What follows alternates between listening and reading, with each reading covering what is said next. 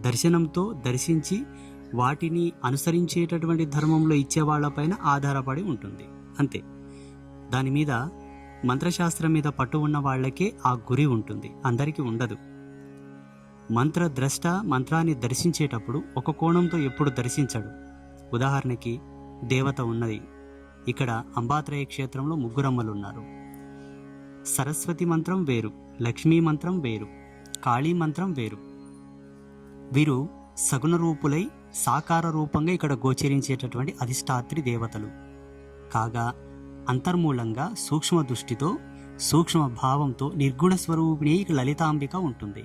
ఎన్నో వీడియోలో నేను చెప్పాను. హృల్లేకైనటువంటి ఆ భగవతికి, హ్రీంకార మధ్యస్థ అయినటువంటి ఆ జగదంబకు మూలమైనటువంటి గుణఛందస్సుతో తత్వ గురితో ఉండేటటువంటి మంత్రం నవార్ణ మంత్రం. ఇప్పుడు సరస్వతి మంత్రాన్ని